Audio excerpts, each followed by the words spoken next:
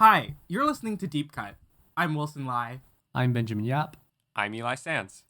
Each episode, we talk about two movies by one director, their most popular film, and a personal favorite chosen by one of us. This week, guys, I'm very excited because we're talking about one of my favorite directors, and in particular, one of my favorite writers, Asghar Farhadi. Woohoo! Woo! If you forced me to name who I think the best living and working screenwriter is on the planet today, Gun to the head, Eli. Gun to the head. I wasn't going to use Tell that. That's me. too violent. Too violent. Asghar Farhadi. Absolutely. He has made multiple masterpieces, and even the ones that I don't like as much are still great movies. He's a really compelling director who makes fascinating, complicated movies. It's not going to be me gushing the whole episode, but allow me to do some gushing up top. I love the man. We love you, Asghar Farhadi. I don't even know what this guy looks like. Let me look. You don't know what he Let me looks search like? really quick. Let me go. I couldn't Does he describe look like him. Nader in A Separation? Because that's just who I'm imagining. No, not No, really. he does No. not. No, he does Not not. at No, he all. does not. Not at all. He's balding. He has a goatee. He has a great goatee. Yes, everyone who's watching this episode can see what he looks like, so I'm just made a fool out of myself. But he looks great, like a director. I think I would have to agree with you, Eli, because I also think he is one of the best directors out there and one of the best with actors as well. Yes. Like, his actors put in amazing work. Like, it is an envy to watch. I don't know whether it's their director is good or it's the actor who's good or they're just both good. I think the answer is both. He has some actors who he returns to and works with regularly. In particular, Shahab Hosseini, who is in A Separation and About Ellie and The Salesman, which are all fantastic movies. But he also has a very precise way of working with actors and a lot of training in the theater, as we'll talk about. So I think it's both. The popular pick is 2011's A Separation, which is most widely known in the US of his works because it was the first of his movies to win the Best Foreign Language Feature at the Academy Awards. The deep cut pick is 2013's The Past. I was going by a couple different criteria when I was choosing what the deep cut pick should be. He has some movies that are set outside of Iran. He has some movies that are a little bit less grounded in the realism that he typically traffics in. There are some movies that are more about romance than he typically works with. And The Past sort of combined all those things. In some ways, it's his most overtly melodramatic movie. Wait, really? Okay, so this is interesting. The other reason this episode is going to be interesting is because all three of us agree that A Separation, stone cold masterpiece, Stone Cold. Stone cold, no holes. but there's some disparity when it comes to The Past. Show of hands. You can't see our hands in the podcast. Forget it, we won't Sorry. raise hands. It's an audio format. Wilson and I both liked The Past. I don't think it's his best, but I think it's fascinating. And Ben, I didn't like it. I just took issue with what you said because if anything of the Farhadi I've seen, I feel like everybody knows it's more of a pure melodrama, as you said, compared to the past. We can get much deeper into that when we talk about the past. yes, we're getting a little bit ahead of ourselves. More like the future. Before we go into his biography, very quickly, what movies of his have both of you seen? I watched the two that we were going to watch for this episode, and those were the first two Asghar Farhadi movies I've ever seen, which is also shame on me, shame on me. I'm hitting my head. You can't see. I'm tapping my head really lightly. Very Hojat of you. I really loved both the movies, so then I asked Eli to tell me what to watch next. He sort of talked me through what I could watch next, and then I just didn't watch them. So it's the two movies that we're talking about this episode, but I loved both of them, and we'll get into that later on. And the benefit of that is that you have a really wonderful journey through an excellent filmography ahead of you. Yes. So how about you, Ben? I have seen, of course, these two movies. I've seen About Ellie and The Salesman. Oh, and Everybody Knows, which I already mentioned. Up until I watched The Past, I can say that I kind of loved everything that he has made. And then I watched The Past, and then I was like, oh no, There's a dud. Oh. No. And I was pretty surprised watching the past and being like, oh man, this is boring. This isn't interesting. Boring. Boring. But I'll save my criticisms for later. Okay. So Ben, I have a question for you. Wait, shit. What's the question? I'm feeling a little attacked. The question is, considering you have seen all these Farhadi movies, And you don't like the past. and you don't like the movie that we're talking about today, Sorry. what would be your deep cut pick? Can we pause to just highlight how good the phrase deep cut pick sounds? Deep cut pick. Deep cut pick. Deep cut pick. Let me think. If I were to pick.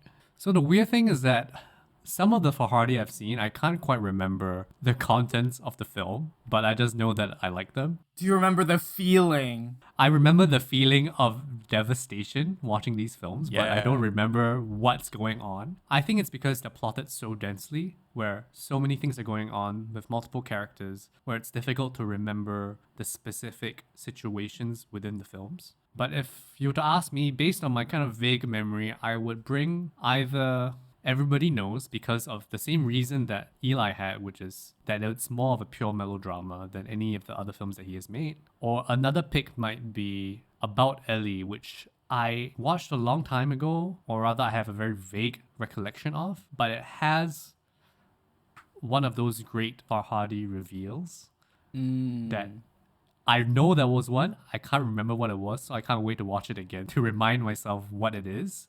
That is kind of this hammer drop moment, which I don't even know what the moment is anymore. A thought I had while thinking about Farhadi this week is the way that he plots his narratives and the kinds of stories he tells remind me a little bit of Ozu, not in terms of the content, but in that it feels like he is thinking about the same kinds of themes, but twisting the story a little bit, changing the twist, changing the relationships. The same way Ozu has his main plot points that don't change that much, but then he's changing the characters, he's changing the relationships to explore Yes. different kinds of characters. That's kind of a weird comparison, but I think it's the reason why I find it difficult to remember what his films are about. That's interesting. I like your observation about the dense plotting. Just to specify that a bit, there's always one umbrella problem, and then there is a cascading trickle of subsequent slights and misdemeanors resulting from that. Way too deep. Yeah. Eli, which Farhadi have you seen? I've seen all of his movies now except for his second, which is called Beautiful City. Due to the nature of the internet and American distribution, it's not readily available and I wasn't able to find it. But I have seen his first. Which one's his first movie? It's called Dancing in the Dust. It's very unusual. It's almost like a buddy comedy set in the desert. Oh, It's weird. strange. I think it's good, but knowing his tendencies that he focuses on later, it does feel very out of place. But it's interesting, and there are hints of what's to come in it. Before I go into his biography, I want to give a sort of introduction to what are the things that Farhadi usually does and what does he care about. Asghar Farhadi is an Iranian writer and director of 8 feature films. His movies are realist, domestic dramas that tend towards moral ambivalence. His characters often experience trauma and proceed to inflict pain on others as the story progresses. They're usually trying to get to the source of some wrongdoing, and their persistence causes greater harm. He has some core principles that he usually returns to in his movies, and I want to introduce some of them to put them on the table for our conversation. So chief amongst these principles would be empathy. He speaks about this a lot in interviews, and the ways in which he can challenge the viewer's morality based on portraying a character's motivations as understandable, even as their actions tend towards wrong. So he says in one interview, quote, "If you want to write something on my grave, it should be empathy. I'm always working towards empathy, even with the characters who do wrong. There's no challenge when you put yourselves in the shoes of the good people. The films where characters are heroic and do lots of great things are satisfying and comfortable to audiences. But I want audiences to put themselves in the shoes of characters who have done something wrong.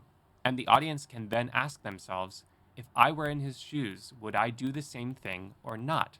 And if I were to do that, what decisions would I make after that? This is the kind of an excuse for the audience to make self-realizations." End quote. That's sort of key thing number one, right? He wants you to understand at any given moment why is someone acting the way they are and making the decisions that they are, Right. even as they're doing things that hurt other people. Does that track for you guys? Do you see that? It really does. Oh man, it definitely does.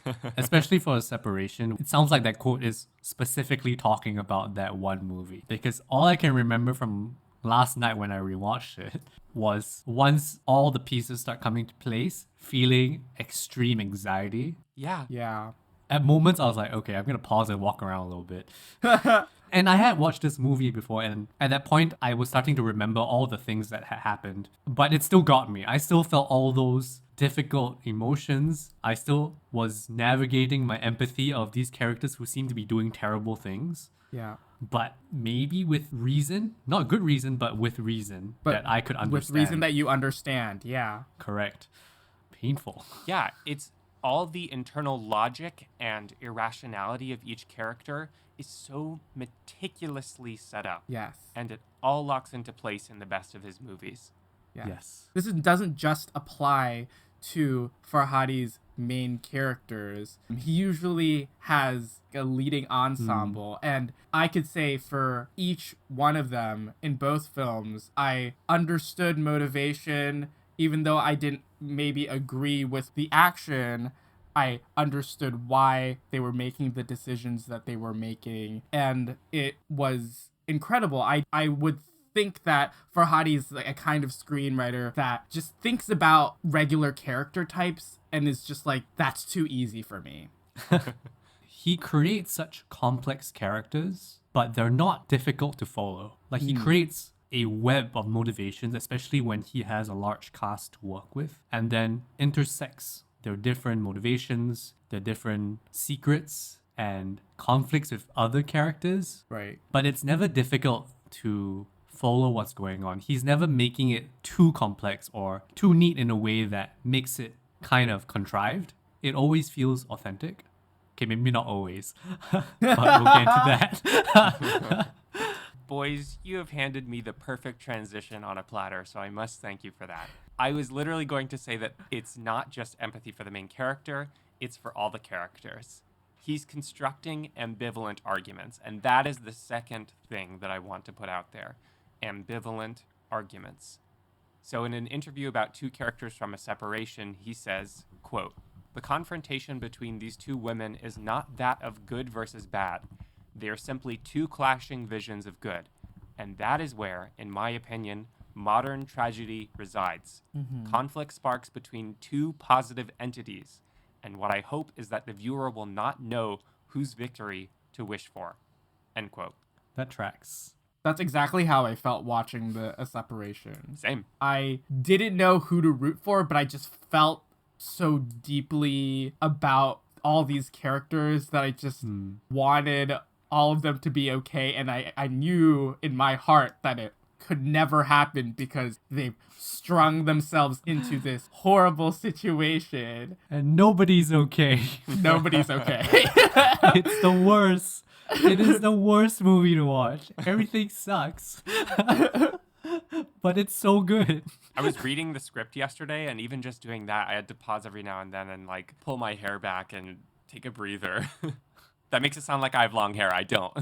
You know how in Kelly Reichardt's Old Joy, where things were under the surface and everyone was just vibing for a second? I was like, can we just have a little breather? Everyone take a little trip to hot baths, bathtubs, and chill for a second. This is a really random aside, but this is why I really appreciated this one joke in the middle of the film.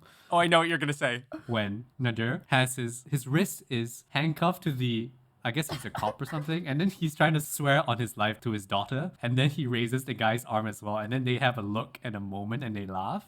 Yeah. Really love that moment. Very important. Yeah. Because that was the only breather in the entire film.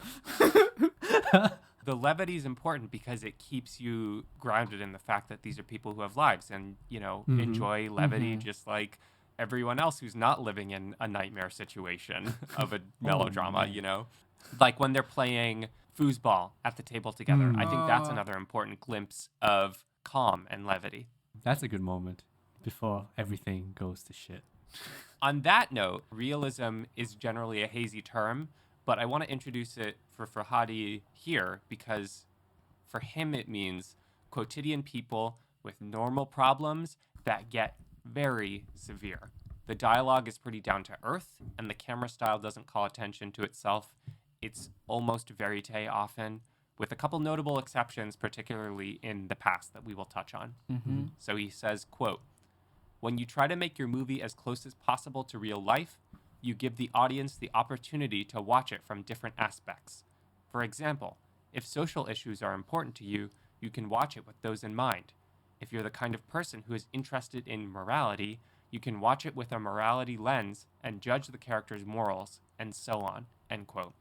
There's a definite down-to-earth quality that makes the severity of the situations all the more terrifying. Because it tries to present everything as real. It's not heightened stylistically. Yeah. Yeah. Although it does use style well, but by trying to present it in a, not say documentary-like, but rather in a very kind of immediate experience kind of way, because, he uses handheld and all that. Yeah. It makes you forget that it's a movie. Yeah. And that's kind of the experience watching A Separation, at least, where you kind of just get lost into the emotion of it. Yeah. He himself talks about using a documentary camera style. And the other thing that comes in is theater, which we will talk about a lot more.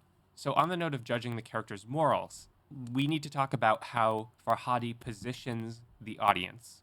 And he does two things. He makes you a judge, and he makes you a detective. So how does he set the viewer into those roles? Almost all of his movies are mysteries because he wants the audience engaged on both plot and theme. Quote, "The structure of my story is not a line, it is a circle. You work around the situations like an onion, taking the layers out," end quote. And, quote, "I think A Separation is a detective movie, but the detective is not inside the movie. The audience is the detective. So it's very important to think about how much information I give them in a scene. I have to hide some information so the audience can search for important details. After an event, they go back to the details, no matter how simple. A good example is that scene where the girl is bringing the trash down the stairs. When you're watching it, you say, why is this scene in the movie? It's not important. And much later, you find out, oh, it was very important, actually," end quote. It made me think about back to the previous point where we were talking about his camera.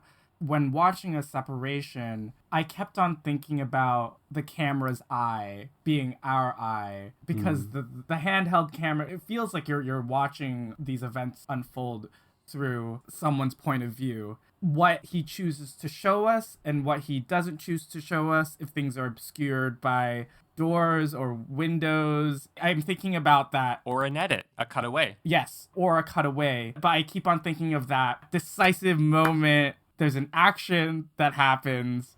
We're sort of obscured for a little bit and we see an aftermath. Right. The use of camera there is very, very important. And it always feels like in Farhadi movies, every word you say could mean something. With the camera placement, it's important to note that the camera is rarely positioned in the eye line between two characters. It feels like you're present there, observing as well, except for a couple key moments, particularly in A Separation, that we'll touch back on. The last thing is that the ending is often ambiguous. There's no answers to how you should feel about any of this. He says, quote, "I don't think it's important for the audience to know my intention. I'd rather they left the cinema with questions. I believe that the world today needs more questions than answers. Answers prevent you from questioning, from thinking," end quote. I want answers, Farhadi. The world's really complicated. I felt it was important to put these concepts and core principles that Farhadi holds onto the table for our conversation. How he uses challenging empathy, how he creates ambivalent arguments, how he employs realism, how he positions the audience as a judge and detective, and how he relies on ambiguous endings to send you out of the movie with questions. Awesome. Thanks, Eli. Briefly now. Are we getting into his life Yes. His life. of Mr. Farhadi? Oh no, he's a Mr. Farhadi. He's at that level. Yes, yes. He's at that Yeah, level. Mr. Wiseman, Mr. Farhadi, Madame Varda. Madame Varda. Ooh, Hall of Fame, Hall of Fame. Asghar Farhadi was born May 7th, 1972, in Humayun Shahar in the Isfahan province in Iran. One of his earliest movie-going memories was going to the movies with a cousin of his, but he entered into the movie halfway through. For subsequent days, all he was thinking about was what the first half of the movie had been, and he kept on creating that first half in his mind. That feels telling to me. That's really funny. He started in cinema by making short films with the Isfahan branch of the Iranian Young Cinema Society. He studied theater at the University of Tehran and Tarbiyat Modaris University, which is important. Theater is very important to him. He wrote, directed, and produced a number of TV shows for the television channel Islamic Republic of Iran Broadcasting. He also wrote for film scripts before his 2003 writing and directorial debut, Dancing in the Dust, which we mentioned. He started to receive international attention with his third film, Fireworks Wednesday, which is about a young woman about to be married who winds up working a temp job for a day for a family that's falling apart. That's another one of my favorites of his, up there with A Separation and The Salesman for me. He directs About Ellie in 2009, which is about a friend group on a beach vacation that goes horribly, horribly awry. It involves the ocean. No good. To be clear, I like the ocean. Just a fun dip. Yeah. Oh, dear. A Separation comes out in 2011, and it wins the Academy Award for Best Foreign Language Film, the Golden Bear at Berlin, Best Film at the César Awards. It's internationally renowned. In 2013, he makes The Past, which is his first foray out of Iran to film. In 2016 comes The Salesman, which is about a theater actor who eventually seeks the identity of the man who assaulted his wife. It won the Academy Award again, but notably, Farhadi did not attend the ceremony and had a statement read when he won, decrying the travel ban imposed by Donald Trump on the residents of 7 nations, including Iran. In 2018, he stepped out of Iran again for Everybody Knows, which is set in Spain with massive international stars like Javier Bardem, Penelope Cruz, Ricardo Darín. His next project, which according to IMDb is in post-production, is called A Hero, and I know nothing else about it. So that's a very brief rundown of his life and work. He is described as having an intense gaze, which I think fits. And a great goatee. Great goatee. I love how short his film titles are. It's 2 words, like, and you don't know anything when you're going in. Yeah. That's interesting. Yeah. I noted for A Separation that the separation is not even the key conflict in a sense No. of A Separation. It's like the B plot. The past is very much the key conflict of the past. Yes. Well, I guess in A Separation, it depends on which or what type of separation you're talking about, right? Ooh. Yeah, I mean, there's some layers of meaning. Yeah. Although I read that the original title was very specifically the separation of Nader and Simin. Oh, yeah, you're right. That is the Iranian title. It is specifically about the two of them, but that part of the plot maybe occupies, 30 minutes of the film? Yeah. And then there's the other part, which is huge. I don't know if you're going to go more into his biography, but I had been reading about him cursorily, and he talked about theater and really liking Arthur Miller, which is a big part of A Salesman, right? Or The Salesman, where it's 2 theater actors putting on Death of a Salesman. Did your research bring up anything about that? Yes. Okay. What if you just said yes and then moved on? Yes. Fuck you, Ben. Moving on. Yes. Thank you for bringing that up, Ben. Theater is very important to Farhadi. It moves into his movies in interesting ways, and it's what he studied before he was a professional filmmaker. So in an interview, he says, quote, "The thing that cinema can give us is a closeness to real life, and what theater can give us is subjects that have so many layers. The combination of these two was very exciting to me. We watch theater not because it makes us emotional, but because it makes us think. That's why the audiences of plays are more intellectual than the audiences of cinema." When, yeah, ouch. Yeah, we're dumb. 3 dumb boys. 3 dumb movie reviewers. Also, Cats is a play, I guess you could say. Yeah. That's on the stage. That's theater. That's Yeah. emotional. But it's cats. When we watch cinema, it often gets us emotional. I like the combination of these two, a movie that has these 2 elements together, end quote. That, to me, might be the ultimate key to Farhadi. It's the time and detail of character that he gives to characters of the theater, moving that into movies, combining that with the visceral experience of watching a movie and the closeness of watching a movie. For his movies, he tends to have about a month of rehearsal time beforehand, and that feels important too. He's working with the actors very closely. He takes them on as collaborators, and he will adjust the story based on their strengths. I think his films prove this idea that he has that characters have more layers in theater is false. That it is very possible to do that in film, but Right. it's just not something that is done very often. Why? I don't know. The amount of movies being made versus the amount of theater being made is so different that I feel like in movies you can have room for different types of movies, like movies where you don't have to think, that are very straightforward, or movies that are deeper and have complex characters like these movies.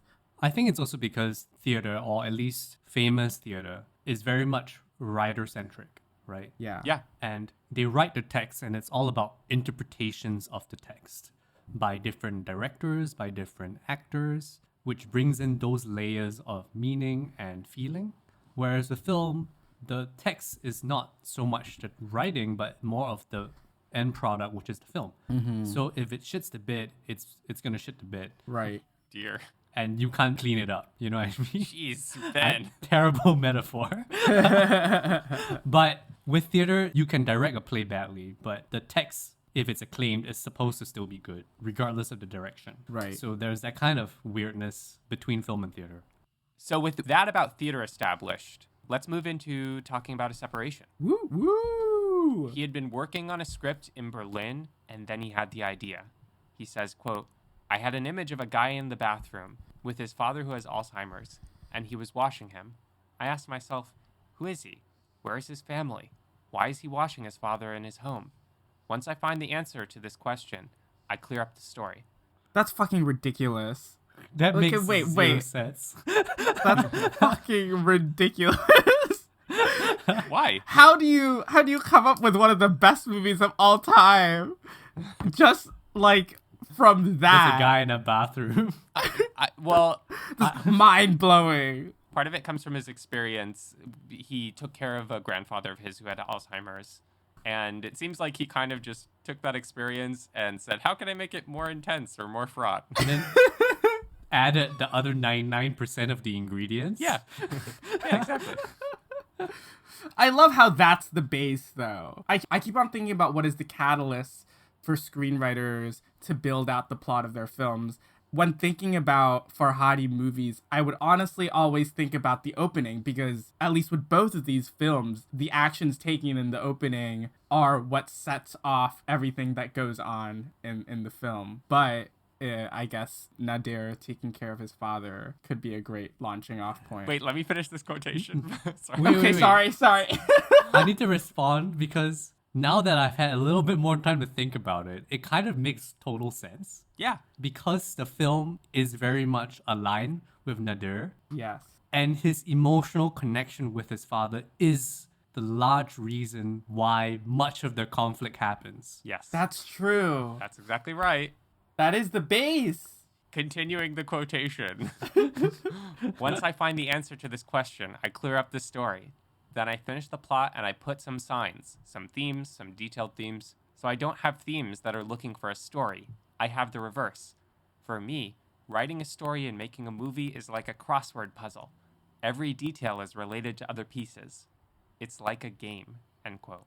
So then he went back to Iran from Berlin to write it. And the draft that I read yesterday, which I believe is the shooting script, is dated July 2010. Yeah, and that was the shooting script that Asghar Farhadi personally handed to you himself, right? Oh my God, if only. I would faint. I would faint. You know the question that people ask, like, who would you want to have a meal with, like a famous person living or dead? My answer most of the time is Asghar Farhadi, because Wow. I wanna soak up how he writes. Would you crumble when you if you saw him? No, I would ask him as many questions as I could. Yeah. I wanna Yeah. if I could write scripts like this man does, I will publicly stake my claim that I admire his writing so much.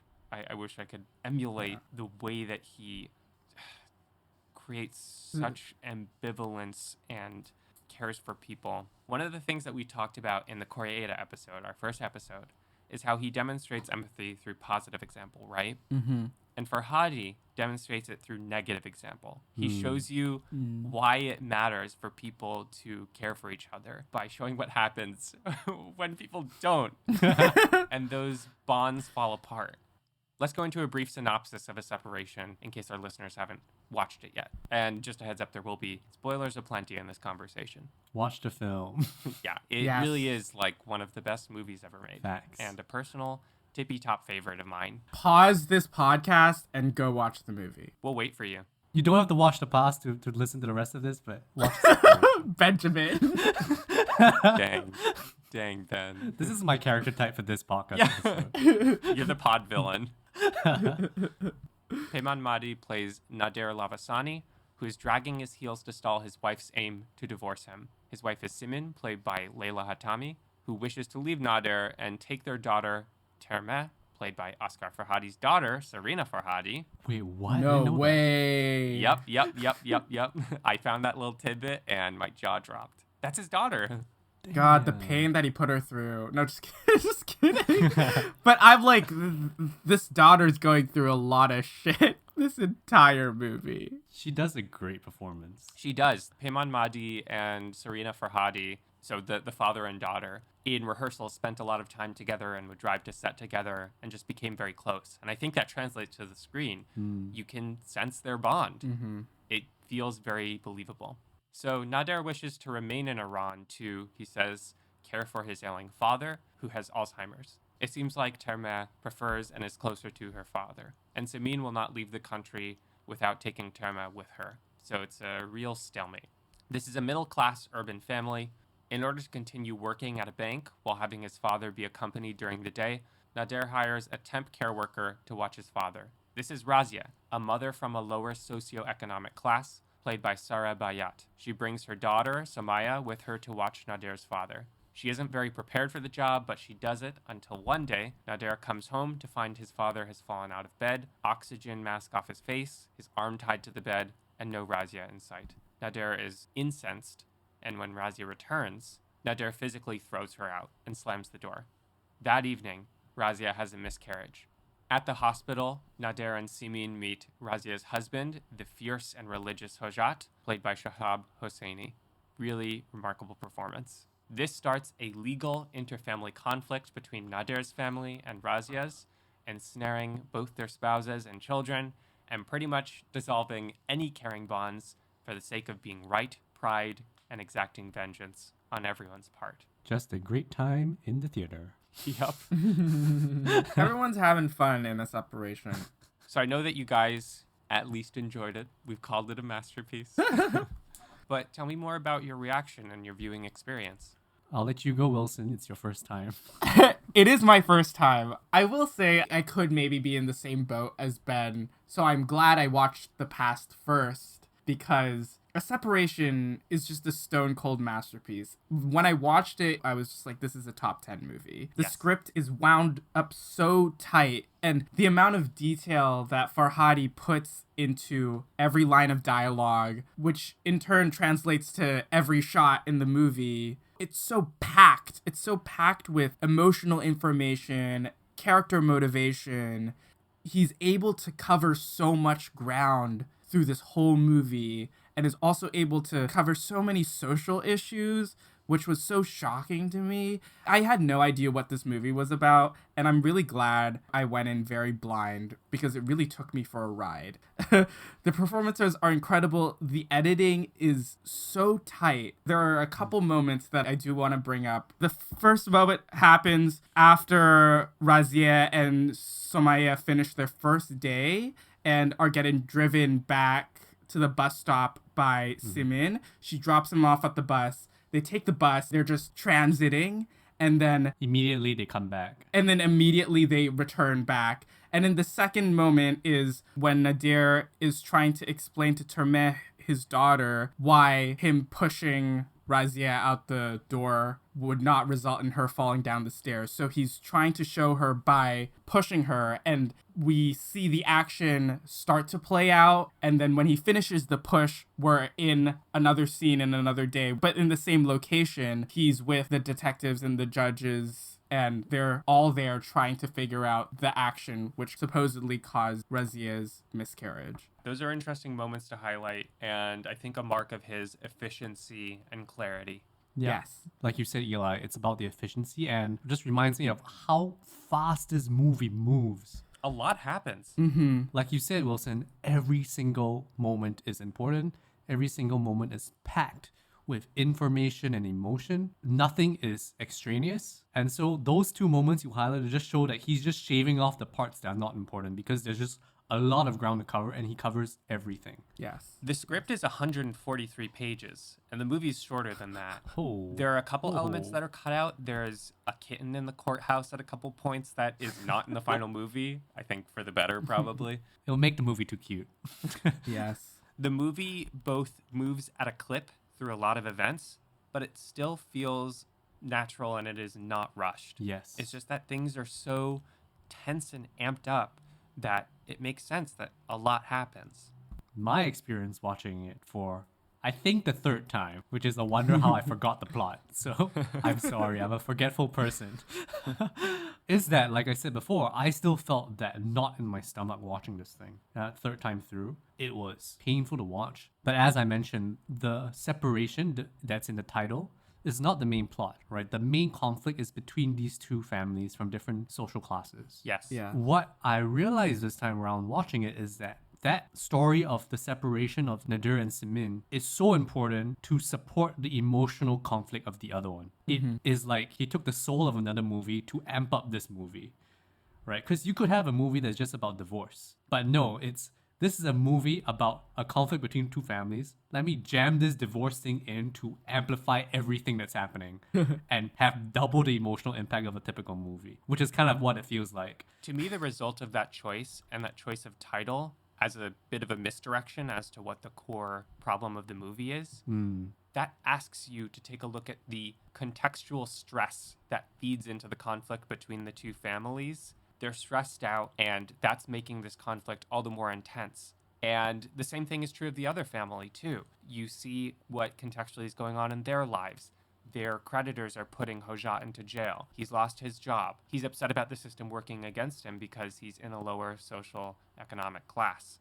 It feeds into the information that you have about everyone's motivations. It's a very main point of the way that this script is written, is that there are always other things going on that make the main conflict worse. And anyone is unable to step out of their perspective and look at the contextual information of the other side and say, okay, well, this is going on. Let's adjust accordingly.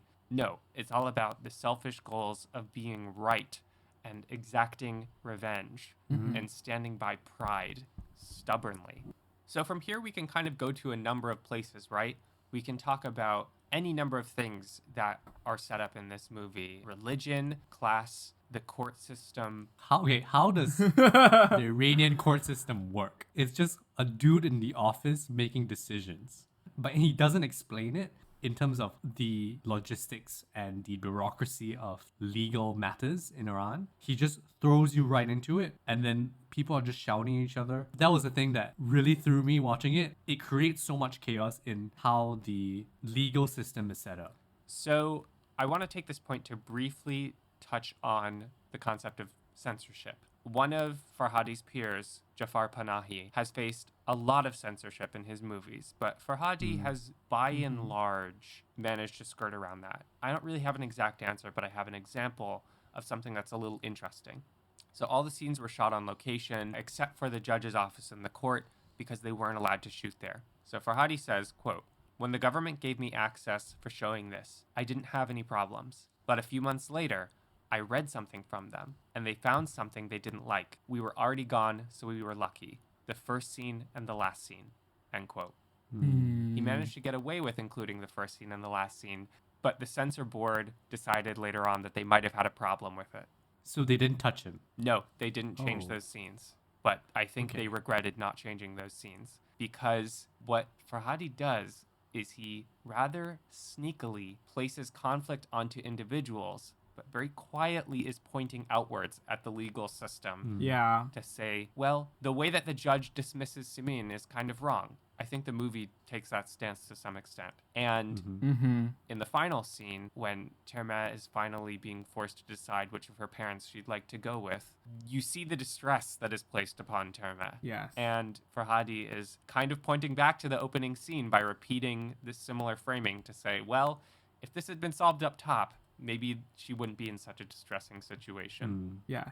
And another way that he skirts around this is by using the POV of the judge himself. So we never really get a clear look at him. So it seems like us, the audience, is the judge. And I feel like in some ways, That's the point. It adds to that. Yes. That's the point. Yes. Okay, so this is maybe the most important use of camera that we can talk about for Farhadi in either of these movies. In the opening and closing scenes, the camera is placed near, not exactly in, but near the eye line of the judge. And characters are talking to the judge slightly to the side of the lens, sort of pleading their cases, or in the case of the final scene, Terma is about to decide who she wants to live with of her parents. To me, what that does is it creates a desire for you to resolve the conflict, but you are powerless to do so. It's a movie, you can't step into it, but you're also placed slightly off of the eye line of the judge. Very close to the position of the judge. It creates that desire for you to resolve the conflict. And of course, it's also asking you to judge and think for yourself about who you would go with in this conflict. I don't have an answer.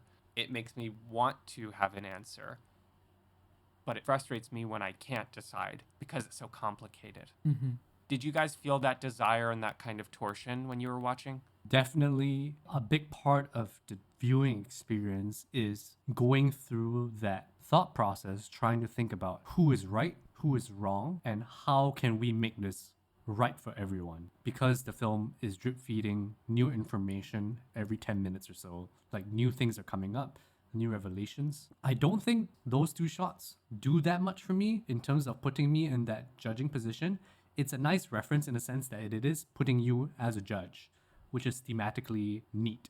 But I don't think they do that much in terms of trying to so-called put me in the eyes of the judge. What is interesting about those two shots? So there's the first shot, which is a two-shot of Nadir and Simin sitting and pleading their case for and against divorce. And then the penultimate shot is a shot that moves in close to Termeh when she's trying to make the decision of who to go with. And I think those two shots are the longest shots of the film, aside from the final shot. Yeah. And they really, and including the final shot, these three shots are kind of the parts of the film where you get time to just sit and think. It's not barraging you with new information anymore, or at that time. It's not trying to deepen the conflict. It's just, this is the people, how do you think? It gives you some space to think. Yeah. Especially with the final credits shot where Nadir and Simin are sitting and standing on opposite sides of the frame, and then the credits roll and all you're doing is watching them. You're just sitting with those complicated emotions that you have from watching the movie. Incredible final shot. As they're waiting for the answer about who Termeh has decided on. Yeah. Which you never find out. You never find out. It's sort of like Inception, guys. It's sort of like Inception. But you know, if you wait till the end of the credits, there is a no, I'm kidding. Then Nick Fury comes out and says, I'm assembling a team. Do you guys think you know the answer of who Termeh has chosen? I don't. It's impossible. I don't. I don't think I want to because either answer would make me feel distraught in different ways. Yeah. I have my private answer, but I won't say it because I think part of the personal experience of this movie is contemplating that after you watch. Right. For me, not knowing the answer is the answer that the movie is giving me. Because Yeah. how could you possibly, after going through this tremendous ordeal, make a freaking judgment on anything anymore? Wait. I do have a question. So a really important reason for why Nadir, the husband, gets into the fight with Razia, which sets off the push, is A, she left and tied his dad to the bed, but B, he also accuses her of taking the money. And that the other part of it is the part that I'm a little confused as to if that was resolved or is that just an open answer. I don't think that gets resolved. I was specifically looking out for that as I was reading the script. I felt like it would be a little bit easier to find and pay attention to, but that doesn't get ironed out. It's weird that he would leave this plot hole unfilled. Do you think it's weird? I don't know. It's not a plot hole. It's just a detail, really. It's a detail. Yeah. It's not a plot hole. I think it's plausible that in the heat of the moment, Nader would have either miscounted or kind of That's true. misseen what he saw and then accused Razia and wasn't able to back down, because this is not a guy who backs down on anything he's said or takes responsibility for what he's done. That is very true. I kind of want to talk about the camera style that Wilson brought up before. Go ahead. Yeah, let's do it. I feel like he uses the camera to obscure information and to give you information. I was very actively thinking about what the camera was seeing and therefore what the audience was seeing. And I think you mentioned this just now, Wilson. The thing that with the camera style is that it is trying to put you as a viewer into the house as an additional observer to what's happening. And of course, tactically obscuring key information to reveal later on to kind of twist the story into a different direction. But for this viewing, I was paying a lot of attention to certain moments where the camera started becoming more of a perspective of one of the characters. And I found those moments to be very interesting. Yes. They especially happened for the two daughters, so Tamer and Sumaye. These two daughters are very much the observers to the conflict. They have very little power in changing the direction of where the conflict is going, right? But they're the one on each side that gets to see its side and then just wants everything to be fine. They received the most emotional fallout, for sure. Correct. Yeah. But they do have agency. They do have some agency. So, to what Wilson just said about agency and the ability of the daughters to shape the story, in particular Termet, if you're looking at one relationship that is the most important in the movie, I would put my finger on the relationship between Nader and his daughter Termet. Definitely. Nader places ultimatums onto Termet. He breaks promises to her. He embroils her in lying to the magistrate. One of the key things that he says to her is, if you think I'm guilty, go tell your mom to come back upstairs. We'll call them to arrange a meeting to pay them. He places the burden of a choice onto her, and he makes it about whether or not he's guilty. The relationship that is at the start of the movie the closest and the most full of heart, Nader chips away at and demolishes in order to win this conflict, to not have to pay, to have the courts recognize that he's innocent, to show to everyone around him that he has done no wrong. It's this thing that Farhadi does where an initial wrongdoing is exacerbated by the pursuit of erasing the initial wrongdoing. That is the thing at the heart of a separation that I admire so much and makes it so nuanced and unusual. It's not just about one problem. It's deepened by how people respond to the initial problem and the initial mistake. Those two moments that you brought up, Eli, were one of the most brutal, emotional moments of the film. Yeah. Because it's essentially saying that this father is going to put the entire emotional weight of his own mistake onto his daughter. But I have a kind of different reading from you. Not that I still agree with what you're saying, but to me, what stands out about these two moments is the cowardice of Nader. Yeah. It is less that he is trying to use his daughter to prove that he's not guilty. After watching the film, I believe that Nader thinks he is guilty, but he doesn't want to admit it. And that is the main crux of his emotional arc for me. He increasingly realizes he is in the wrong, but then doesn't have the balls to own up to it. Deflect responsibility at all costs. Correct. And the costs end up being pretty high. Yeah. Yep. And then is making that moral responsibility of owning up to his mistake. He's putting that burden onto his daughter because he is a coward. Yeah. And it is an insane feat of plotting that Farhadi gets us into this hit space of judging him in this very specific way. And it doesn't require that much thinking to realize it. It is so on the surface. And that's the incredible thing about this film. It is complex but immediately relatable. You're right, Ben. It's not so deliberately manipulative because he does love his daughter. But he unintentionally places that second to his desire to push away responsibility for this and maintain his reputation or visage of innocence of himself. Yeah. You can read it as unintentional because the way that he phrases that question, if you want me to do this, I will do it. It is an open invitation. It is almost an expression of love. It's kind of like saying, I love you. If you want me to do this, I'll do it. But not realizing what a humongous ask it is. The converse of that question, the subtext is, if you love me, you will not do this. That's true. Right. If you think I'm innocent, if you trust me, you will not do this. But he's phrasing it as the opposite, as I love you, so do this. Do what you want. Yes. But then the fallout from both of those moments, you can sense that Termet is not the same, especially after the second one where she goes in front of the judge and it breaks their relationship, I would say. Yeah. It's so gut-wrenching to watch. In the car afterwards, when Termet's crying, you know it's all done. Serena Farhadi really gives an incredible performance. I think the movie kind of relies on her being believable, and she totally is. Definitely. Yes. Oh, car! You brought up a car, so I just really wanted to say that. Beep, beep.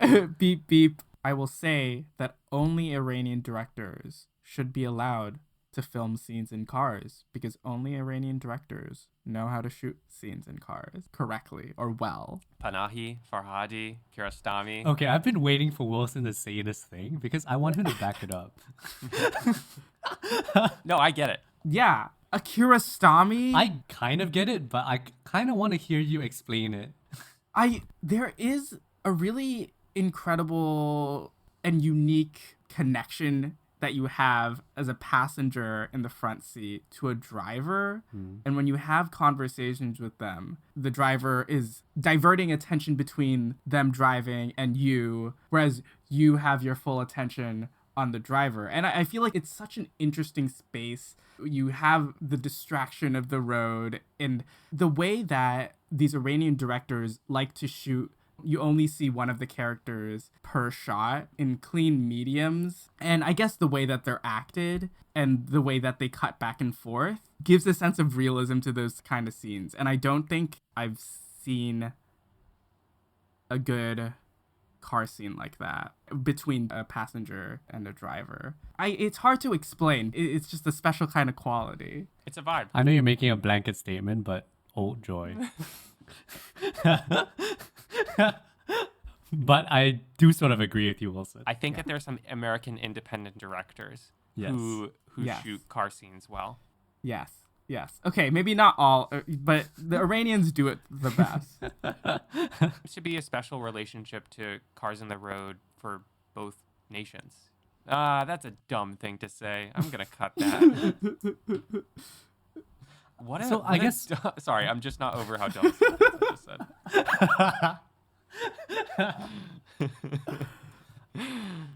Because, okay, I'm sorry I put you on the spot, Wilson. No, it's okay. No, but I mean, I wanted to talk to you about that because I read your review that mentioned that. Yes. And I was especially looking out for this when I was watching The Past and A Separation. And I think part of it is the cutting. I was trying to figure out what it was. What is the kind of magic sauce that he has, right? To make these scenes feel a little bit more naturalistic. Mm-hmm. I think it's because they're shot very simply. Yeah. And I think that's it. And they're edited very simply.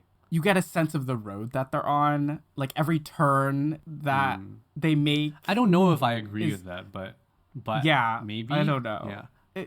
I mean, okay, here's an American movie that has a terrible car scene. I'm thinking of Ending Things. One of the worst I've ever seen. So what does it do wrong? It has too many shot types. Mm-hmm. And these two films, The Separation and The Past, have car scenes. Where's the camera? The camera is somebody sitting in the back seat. Yeah. Usually. Or somebody sitting in the passenger seat. Yeah. It's realistic in the sense of the only way you can shoot this is to just put a person with a camera in the car. Yep. I'm thinking of Ending Things has the camera mounted on the window, on the hood, on the truck. It's everywhere. It doesn't need to be everywhere. Correct. It creates this sense of this being crafted too much, which reduces the realism. Mm-hmm. when you're thinking about, oh, the camera's now floating somewhere, or it's currently suction cupped to the window, then you're thinking about all these things. Yes. That's a great counterexample. One of my favorite resources I found in doing research for Farhadi was Sony Classics published a press release for The Past, and it included a great snippet interview with cinematographer Mahmoud Kalari, who shot both A Separation and The Past. I'm going to run through just some highlights from that. We can latch on to whatever stands out to us afterwards. Quote, "Working with Asghar Farhadi is always a thrill because there are many unknown factors. It's a very spontaneous method of filming with a lot of last-minute decisions, which are by nature hard to predict. In A Separation, the camera was entirely handheld except for 3 still shots. But you should be aware that Mr. Farhadi is capable of going back on a large part of what you had previously defined at the last minute. He does it every time. You may have discussed the style and the visual nature of the film, but you always have to be ready for him to change his mind. He does the same thing with the actors. In the last take, he may say to them, forget all of the direction and to play the part in an entirely different way. He does this often. In the beginning, this film, referring to The Past, was also meant to be all shot with a handheld camera. But very quickly, by the end of the second day, the decision was made to do still shots. The story itself and the structure and the narrative persuaded to change our method and find a new form, which we adopted. He rejects everything that seems artificial or conventional to him in terms of composition, lighting, acting, everything. You can hear him saying to the actors, now you are acting. That was too cinematic. He does the same thing when setting up the shot. He'd say, it's overly composed. The frame looks too neat. The lighting is too perfect. It's too beautiful. I don't want that. Asghar Farhadi considers that a shot is just right according to his ideas, specifically when it doesn't respect the established norms. Yes. It's sometimes difficult for his collaborators to understand this and to trust him. I believe that the more important thing for him is coherence between the global conception and, at the same time, the conception of each sequence. End quote. Wow. Okay, he really sounds like the kind of director that is so annoying to work with, but then you can't fault him because the product is so good. Yeah. You're like, that's true. this is stupid. I don't know what's going on. The director doesn't know what he wants, but then he knows what he wants. I think he just has a lot of command. Even when he's trying things out, he knows what he wants to try out. It's still annoying, I think, on set, but Yeah, maybe. Yeah. it's worth it. It's definitely worth it. I mean, look at the product. Yeah. It's worth it. Quote, in A Separation, the camera was a sort of narrator, a third eye who was telling a story. While here, in The Past, the camera takes on the point of view of each character. In this film, the characters get close to each other, while still maintaining a certain distance from one another, but they are gathered together in sorts of choral sequences. And so, Asghar Farhadi has taken on the way each character views the others and the situation. And then there was also something that my team was constantly talking about here, something they found both disconcerting and interesting. Mr. Farhadi placed the actors in the most uncomfortable situations and the most complicated in terms of lighting and setting up the shot. He would place them in door frames, which is something we avoid at all costs in the cinema. There were 2 light sources, which we were stuck between. These sorts of challenges are what I find so interesting about this film. Asghar Farhadi seemed to intentionally place actors in settings that hindered a classically aesthetic process and a traditional way of approaching them. End quote. So this is starting to get into some of the camera style differences between A Separation and The Past, which maybe is a nice segue into The Past. Final words on A Separation is watch it. Yeah. So, The Past, 2013. Dun dun dun. So similarly to A Separation, this started with a couple of kernels that he started to weave together. He says that he had the idea about the man who's been living away from his wife for a few years, and now he's traveling back to finalize their divorce, and then taking care of a child and a new partner and the ex-wife who's now in a coma. All of these things sort of sprouted out of some initial ideas around who the main character is. That main character is Ali Moussafa, who plays Ahmad. He's returning to France to finalize this divorce with Marianne, who's played by Berenice Bejo. They're still friendly and maybe even caring. Ahmad acts fatherly towards her daughters from a prior marriage, Lucy, who's played by Pauline Burlette, and Leia, played by Jean Justine. Marianne is set to be married to Samir, played by Tahar Rahim, who runs a laundromat. Samir has a child from a prior marriage, the temperamental Fouad, played by a phenomenal child actor, Elias Aguis. Fouad's mother is in a coma, and we come to learn that she struggled with depression. But Lucy has some suspicions that her mother Marianne may have pushed Samir's wife over the edge. Ahmad tries to get to the bottom of all this, and he intervenes inappropriately on a matter that isn't really his concern. And once again, Farhadi fallout, things fall apart. Farhadi says, quote, "He's kind of a catalyst. He puts the others in a condition for speaking, for saying things that had remained unsaid for a long time. But he's not even aware of it," end quote. As I said earlier, I'm choosing the past because there are some key notable differences from Farhadi's typical fare. It's not set in Iran. It's not a main character who's particularly prideful. Instead of undertaking responsibility, as Nader does, he's overtaking responsibility and intervening in this problem that isn't fully his business. There's more overt melodrama, though Ben mentioned that maybe Everybody Knows is more melodramatic. And the camera style was a little bit different. There's a particularly virtuosic final shot, which is an extremely long take on a Steadicam. It synthesizes all these undercurrents of other interests that Farhadi has, and I thought that they synthesized very interestingly. It's not my favorite of his, but I think that it's really interesting, and there are, in particular, a number of scenes that are just flooring, particularly involving Fuad. There's a scene in the subway where Tahar Rahim's character, Samir, talks to his son, and it moves from violent and intimidating to tender and caring in the most remarkable way. So tell me, guys, tell me more about how you experienced the past. Do you want me to go first, Ben, so we can so Yes. when you go, then we'll fight? Yes. This was actually the first one that I watched because I definitely A Separation was more acclaimed, so this was a good lead up.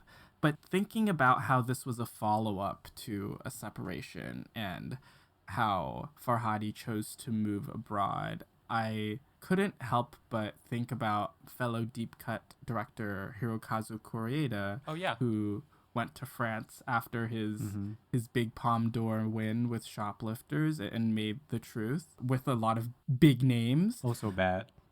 Well, yeah, I also good in my opinion, but it was interesting to see how much of their core as a director and their tendencies they could keep when moving to another country. And I would say that with the past, Farhadi was able to keep a lot of his narrative tendencies, even his stylistic tendencies, and the way that he works with actors a lot more than Koreeda did with The Truth. I really enjoyed this movie. It is a lot simpler than A Separation, where the whole conflict hinged on one revelation that is sort of prolonged throughout the course of the film, and the revelation being what happened to Fuad's mother, who was in a coma, and the slow doling out of information, and each time bringing melodramatic punch after melodramatic punch. But I think it is still a really, really tight script, and the performances across the board are really great, especially the child performances for Lucy, Leia, and Fuad. Oh, I also did really love that long take in the hospital, but I'm a sucker for long takes. How about you, Ben? Uh-oh. Oh boy. Here it comes. Okay. There he goes, shitting on the past. The train. The first thing is, I honestly cannot care less about these emails they keep talking Whoa! about. Email. Who the hell sends love letters by email? It's the first problem I had. And you clearly aren't using email correctly. French people in their 30s, 40s. I mean, I'm not kidding when I say that these emails really hold so little dramatic consequence for me, but that's not really the main issue. The main issue is, unlike A Separation, which is filled to the brim with characters and different motivations, The Past is essentially a film with 4 characters, right? Ahmad, who visits his ex-wife and her new lover, and Marianne's daughter from previous marriage, Lucy. Those to me were the 4 main characters. To me, everyone else felt extraneous to the story. Fuad is notably incredible. The acting is fantastic, but even looking at that subway scene, knowing that this is a good scene This is good acting. It didn't speak to the rest of the film for me. It didn't have a function. You look at A Separation. Terme obviously has a huge role in that film, but Somalie has a very small part in that film, but she's critical because she creates moments of tension when she reveals critical information to different adults. Because she's a kid, she just says what's on her mind. Whereas Leia and Fuad don't do that much. Fuad is just kind of there as this kind of chaotic presence to show the grief that he's going through as a kid. I respect that. I understand that from a objective point of view, but from a film watching point of view, it didn't really seem to matter to me. And I think the key problem here is that Ahmad is the main character, but it feels for me like he has nothing to do with anything. Yeah. The divorce is critical to his character. It is what starts the movie, but then if you took out Ahmad's character, the story still stands. If you took out those two kids, the story still stands. It's really a story between Marianne, Samir, and critically, the woman that's working at the laundromat. And that's another kind of problem I had, which is in A Separation, you have so many situations where new information comes up to change narrative. We are learning new information about characters we already know. But then with the past, you have this character, Naima, who is the woman that works at the laundromat, gets thrown in the middle of the film Yeah. to upend the whole situation, and you learn about her and how she relates to the emails, and then suddenly there's a whole plot about undocumented immigrants. And I was like, this feels inelegant. It feels jammed in there to create conflict. It feels contrived. And I had a really big problem with that because it doesn't feel as smartly plotted as A Separation is. But even if it's not as smartly plotted as A Separation, you're like comparing a decent film to a masterpiece here. Like I feel like To me, the gulf is way bigger than that. I was quite disinterested watching this film because I really couldn't connect with it emotionally to really invest myself in this plot because it takes such a long time for us to get to this point of the emails. But what about her emails? I don't care. Yeah, I just don't care about the emails. And the funny thing is, that's not the only email that's a point of conflict. There's also Ahmad there's complaining another email. to Marianne about not booking the hotel. And she's like, I sent you an email. And he's like, I didn't receive it. And she's like, did you check your spam? And he's like, I didn't get it. And I'm like, I don't care about email. it really shows Farhadi's age. Yeah, There's 2 years between these two films. the thing is, Ben, I kind of agree with all of your grievances, and I don't fault you for them. I agree that the email doesn't quite add up. The story works without Ahmad and some of the other extraneous characters. Ahmad kind of falls off a cliff plot-wise after a certain point, and Yeah. Naima takes his place. Yeah. These are all things that I agree with. And yet, I still think that Lower Shelf Farhadi is terrific. I still enjoyed the scenes for what they were. The scene with Samir and Marianne and Ahmad in the kitchen as they're talking about what to do about Lucy.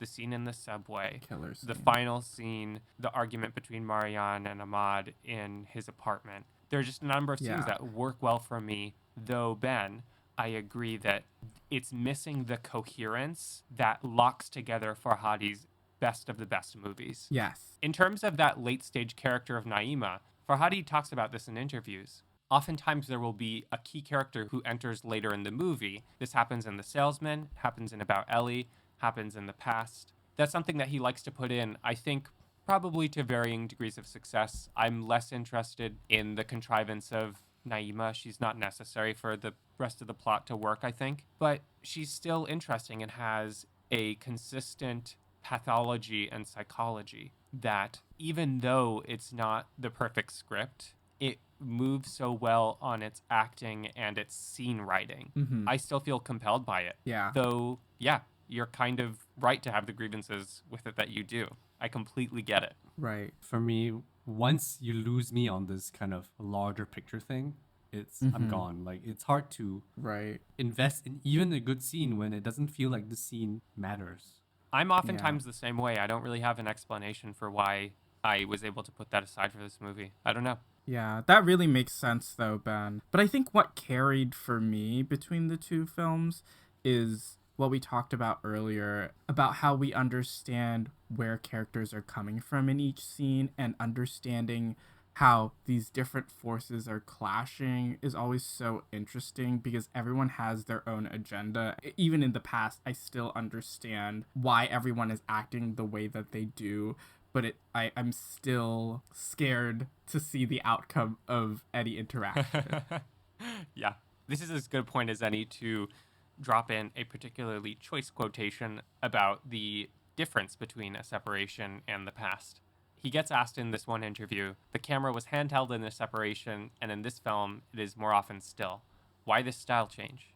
And he says, quote, once the story took shape and I went to see the locations, I realized this story had to be steadier, with a camera that would move less, that wouldn't communicate a feeling of restlessness.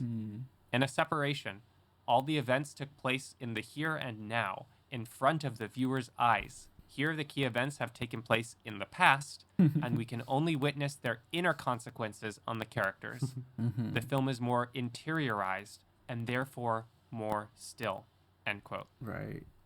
This kind of feels like it's getting to what we're talking about, though. There's both an inner depth and an immediacy to a separation, whereas the past is operating a little bit more loosely and obscurely. There's often a lot of literal frame obstructions. Yes. And characters speaking to each other separated by walls or glass barriers or fences. There's a lot of miscommunication and misunderstanding, and not everything perfectly connects, but there's still a lot there. I think that quote kind of clarifies the past for me, but it also kind of clarifies why it doesn't work. And I think it's because it is so much about the interior. You had a quote previously, Eli, where he talks about how the viewer is like a detective. Yeah. If we're to be a detective with a separation, we get to see the events and we get to judge the events based on what we are able to see.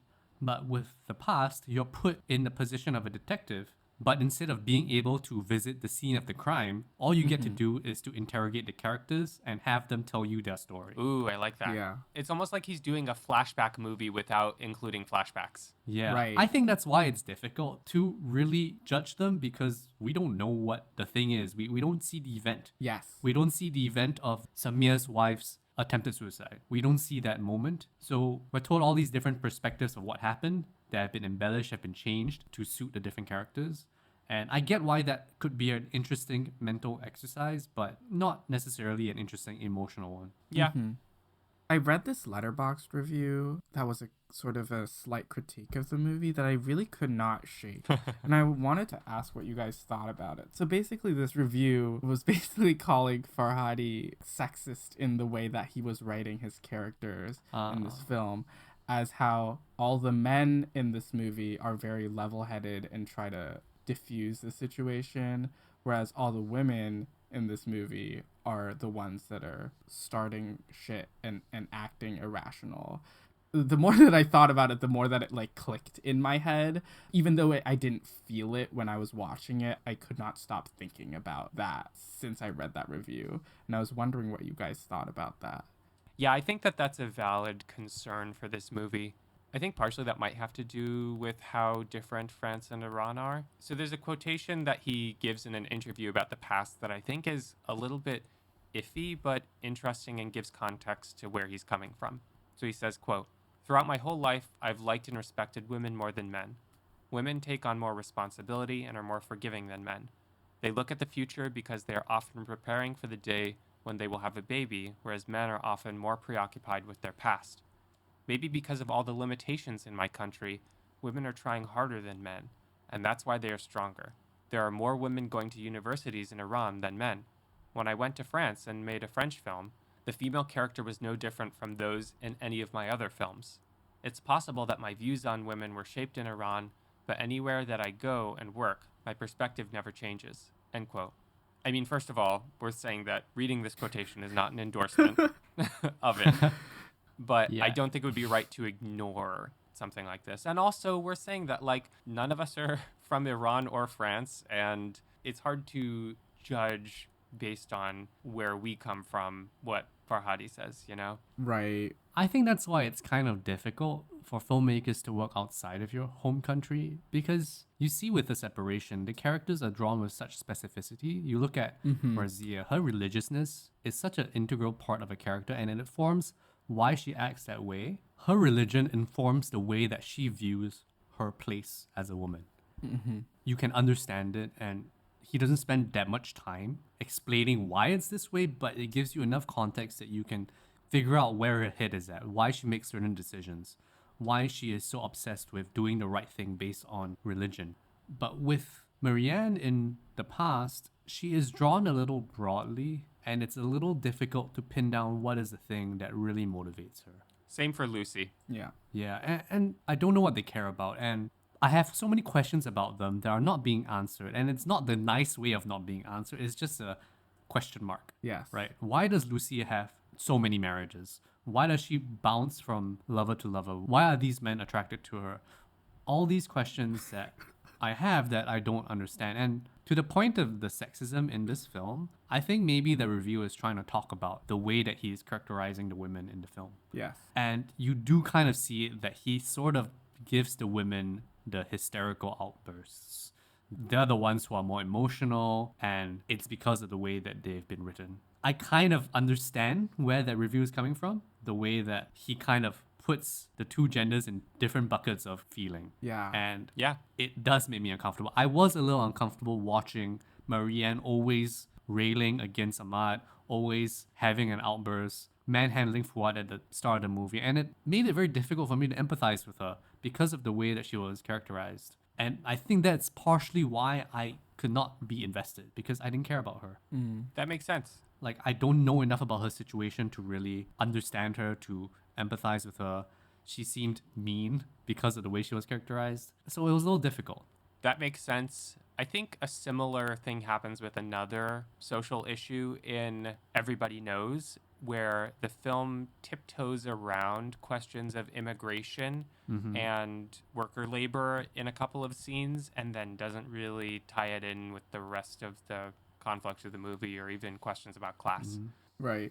As you note, Wilson, Farhadi is able to, for the most part, pencil in the motivations and psychology of the characters.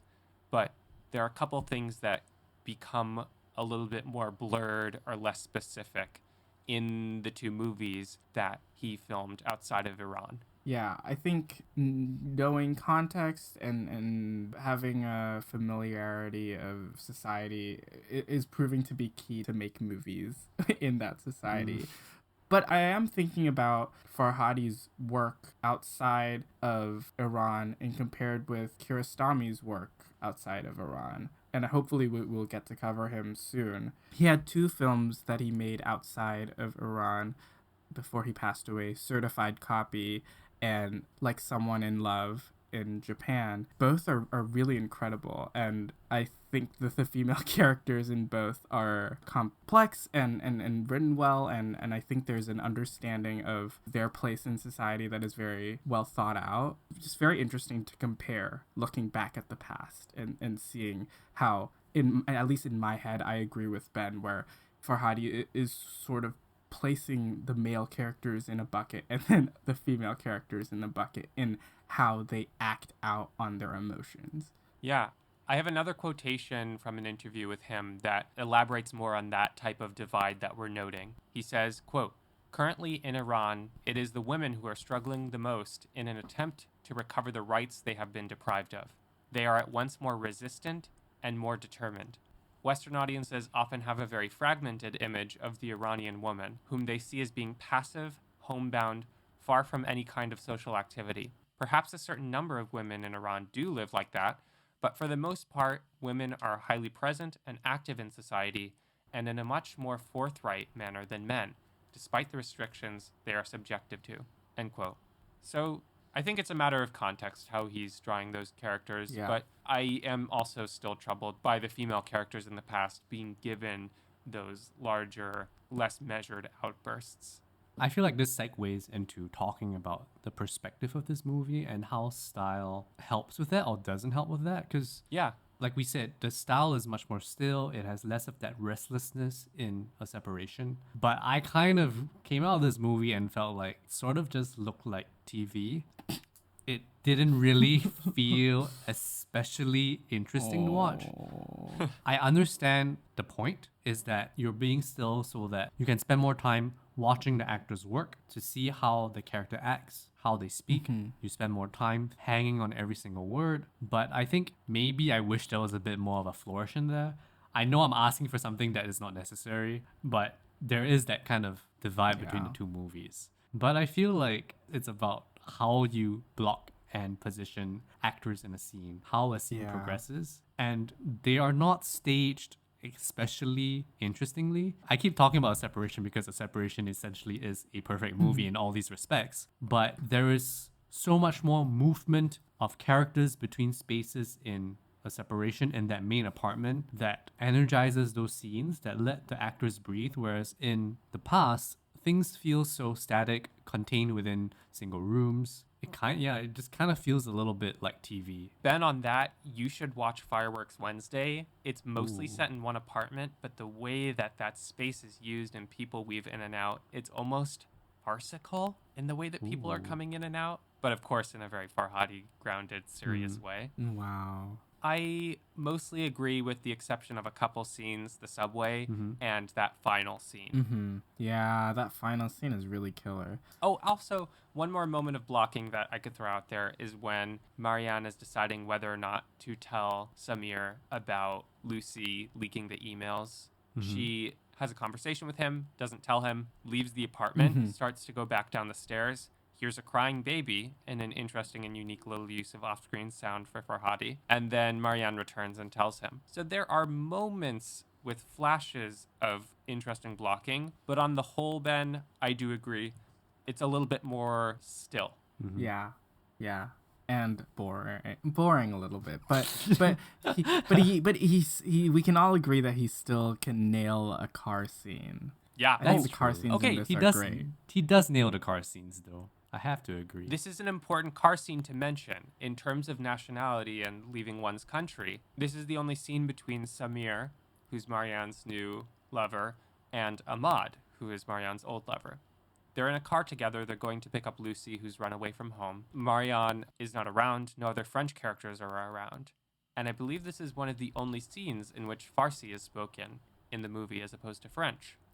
The only other time would be Ahmad has a friend who runs a restaurant who he speaks in Farsi with. But I thought that that was an interesting little glimpse that maybe doesn't get dived into as much as it could of the thematic territory of, okay, Ahmad and Samir are Iranian men who have come to France, and they both have relationships with Marianne. What's up with that? It's interesting, but it isn't fully deeply explored, I think. Right. It's just sort of placed on the table for a little bit of contemplation. Yeah. So I wanted to talk about the perspective because with that kind of still cinematography, you are placed in a more, I guess you could say, objective stance towards the characters. Yeah, you could say And that. I wanted to talk about A Separation because I had this question that I wanted to ask you too in terms of your emotional journey through A Separation, because arguably I would say the film aligns mostly with Nadir. Right? Doesn't say that he's right, but aligns mostly with him in terms of the perspective of how we move through the story and the information. Yes, we do get scenes of Razia where Nadir is not around, but primarily we are following Nadir. And I felt like there were so many scenes where it's about what Nadir is experiencing. So I felt very rooted in his perspective of the events. And I felt like a right asshole because I felt very suspicious about Razia for a lot of the film, because so much information is obscured from you that it almost sets you up to feel like Nadir, feeling suspicious about Razia and Hojat. Do y'all have that similar experience? I did, and I think it was very intentional on how the narrative range was restricted to Nadir and Tarza and that family. But I think how Farhadi starts to complicate things by making Nadir a character who continually does not stand down throughout the course of the movie, I think is one of the most important emotional beats that he continues to hit that I think is really effective. So I understand why keeping us from the Razia side of the story is important in Farhadi's ability to draw emotion out of his audience. Yeah, there's a simultaneous proximity to Nader and distance from him as we are repulsed by his actions. Though it is also worth noting that we get a significant amount of time with Razia and Simin as well. Mm-hmm. And also, I'm a far way out from my first viewing, both temporally and quantitatively in terms of number of viewings. But I remember feeling off the bat like Nader was in the wrong because the movie skirts around the fact that Razia was hit by a car. Mm-hmm. In the script, it just says you hear a screeching of tires and it cuts away. And I think there's even less in the movie to tell you that that has happened. It's something you learn later. Yeah, It doesn't show you anything. Yeah. it really Yeah. doesn't. Yeah, I asked this question because I was thinking, damn, I feel like an asshole because clearly Razia is underprivileged. She needs this money. Yeah. And yet, I've been put in this position of judging her so severely. And there's so many scenes where I was like, yeah, you can't get pushed down the stairs. Why are you hiding? And I felt so bad about this whole thing, even when I didn't get the information later. But I still felt righteous, and I think it's because I am an asshole, but I was like, oh no. But I was like, yeah, like this doesn't make any sense. She is lying. It's undeniable that she's lying. Yeah. But of course she has reasons for it. Right. But it really gets you in that judging of everyone.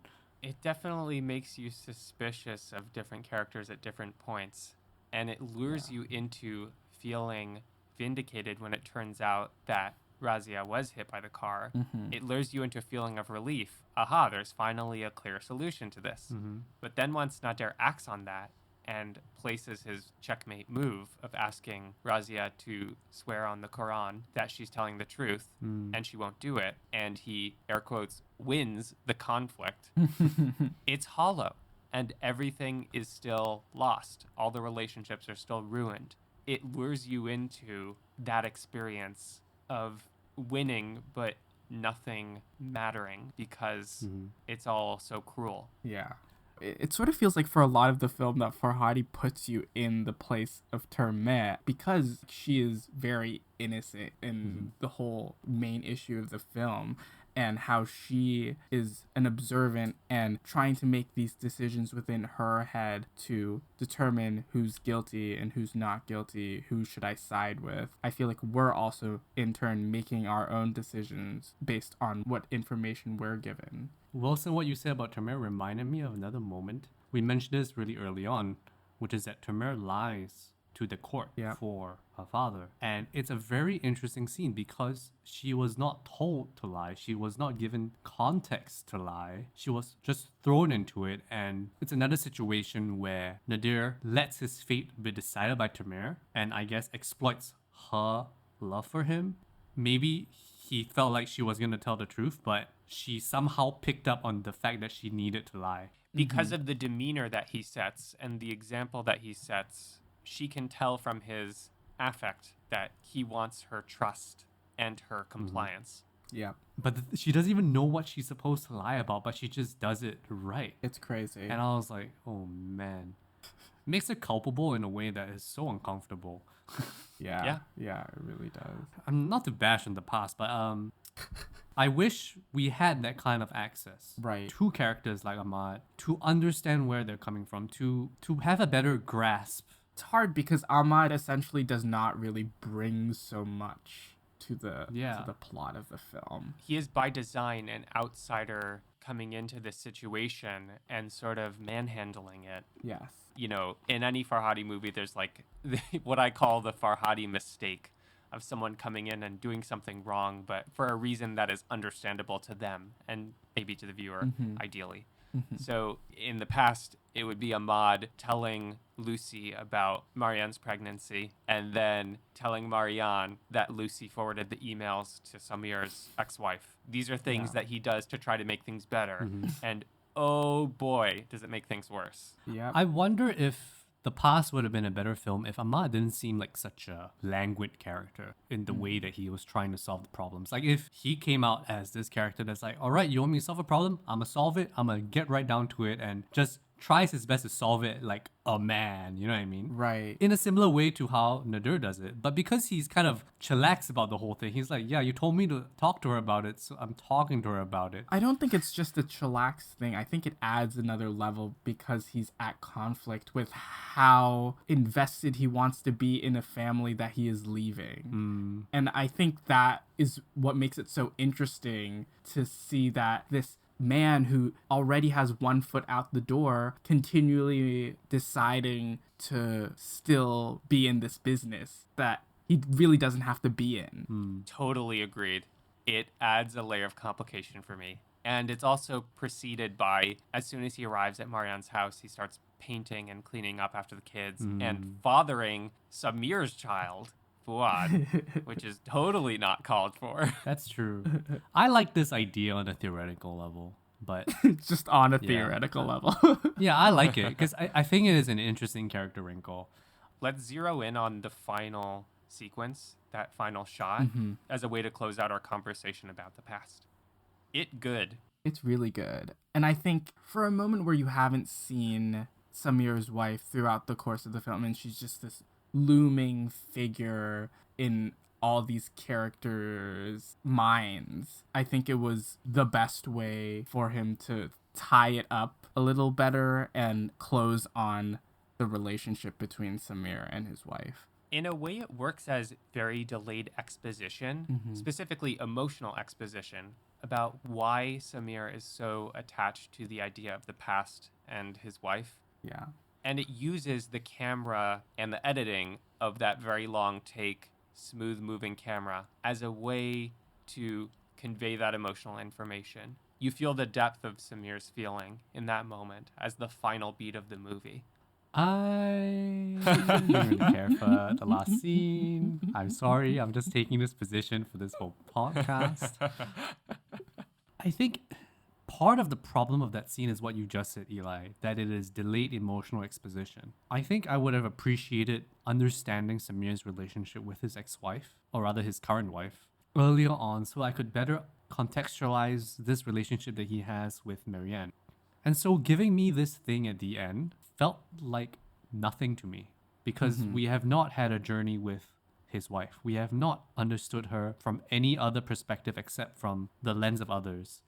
I can understand how that could work, but it wasn't new information for me. Right. It wasn't necessarily emotional for me from a stylistic level either. It was just another question. Does he still love his wife? Does he wish she was back? But then it takes 5 to 7 minutes to do that because it's a long take. And it functions similarly to this whole thing with Ahmad when he doesn't get to say his thing.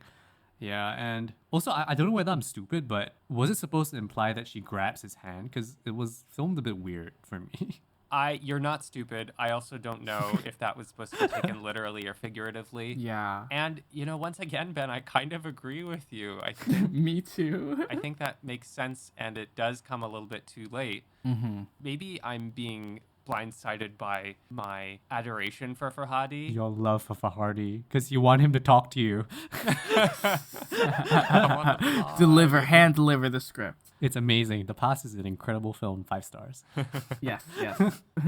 All the things that you're picking up, you're very cogently describing the things that didn't work for you and labeling those things. And I kind of agree with all of them. Yeah. And yet, I still kind of connected with it. And I still enjoyed it, but I think it goes to show what a tightrope walk writing Farhadi's scripts are like because they're packed so much with detail and intention that one wrong step or a couple wrong steps can really flip a movie over for viewers. Yes. It's a very intricate blend of elements.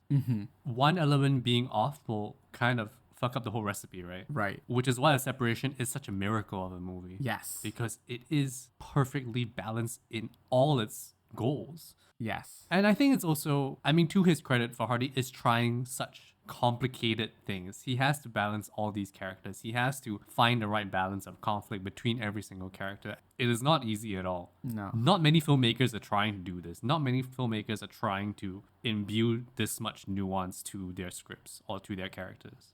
He's one of those directors where even if a movie doesn't perfectly work, there's always something interesting there. And I will find that second movie before I die.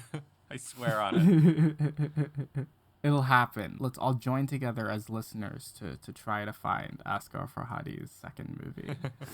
I think the last thing I'll put out there is this one thing he says, which feels pretty to the heart of how he orchestrates conflict. Quote, "It's difficult to understand ourselves when we are in a moment of crisis. Just imagine that we are having this conversation in a car as we are heading out on a trip. Everything is going fine, and then somebody comes with a gun and threatens us. Then we are not ourselves. We become completely different people." End quote. I think that Farhadi wishes to show us people who become different versions of themselves through a crisis, so that when we inevitably someday find ourselves in some sort of crisis, we can do what is within our power to retain ourselves and to recognize other people in the conflict as people who are full in their own right, as we are. Well said, Eli. Wow, that was beautiful, Eli. Thanks. Eli, you have a quote for everything. I know. This is ridiculous. It's too many quotations. Yeah. All the quotes. Hundreds of quotes. All the quotes. 1 more hour of quotes. First word from every quote. Yeah. It spells, "Mr. Policeman, you had all the clues." All right, everyone. Thank you for listening to this episode of Deep Cut. Please rate and review because that helps us keep making the show. Be sure to subscribe to us where you listen to podcasts so you'll know when our next episode drops. You can give us a follow on Twitter and Instagram at DeepCutPod. Join us for some fun old chats about movies on our Discord server. You'll find a link to the server in the description for this episode. Thank you to Justina Yam for our beautiful artwork. I'm Wilson. I'm Ben. I'm Eli. Take care, and we're looking forward to talking about more movies with you next time. Ba-dum bum ba-da-dum bum ba-dum. What is it? How does it go again?